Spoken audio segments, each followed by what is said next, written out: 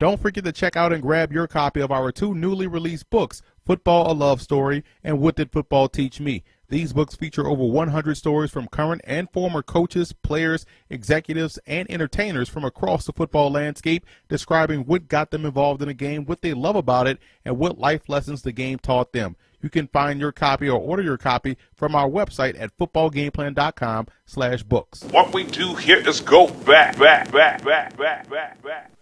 Welcome to footballgameplan.com, where football makes sense. I'm Emory Hunt, the czar of the playbook. Bring you our 2016 NFL Draft Grades video for the Atlanta Falcons. We're going to take a look at all of their draft selections, as well as some undrafted free agents that you want to keep an eye on.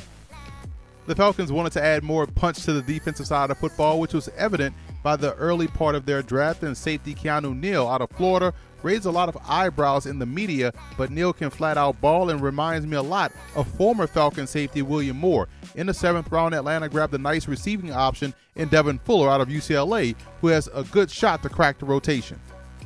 I think linebacker Deion Jones' best football is ahead of him. His speed and quickness always gets him to where he needs to be on the field, and the Falcons get someone who's good on all 3 downs on both ends of defense. It seems as if Atlanta has been looking for a tight end since Tony Gonzalez retired, and in my opinion, they drafted arguably the best receiving option in the draft class in Stanford's tight end Austin Hooper. Hooper can serve multiple roles as either an H-back or a flex tight end. His addition will open up the Falcons' offense greatly.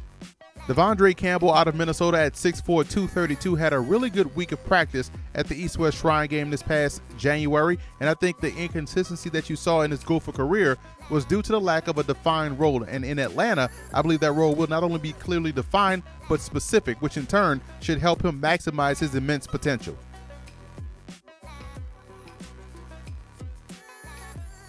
I'm a fan of J.D. McKissic's game out of Arkansas State. He's a Swiss Army knife type prospect, and you can find him in the backfield, in the slot, on jet sweeps, or on returns.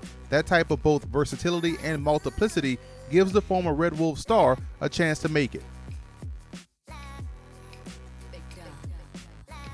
I gave the Falcons a B for their draft. Contrary to popular belief, they have good young depth along the defensive line, which is why they didn't address it via the draft. Instead, Atlanta found a starter at safety, linebacker, and at tight end, along with a good sub-package player in Coleman. That's the mark of a solid draft overall, in my opinion.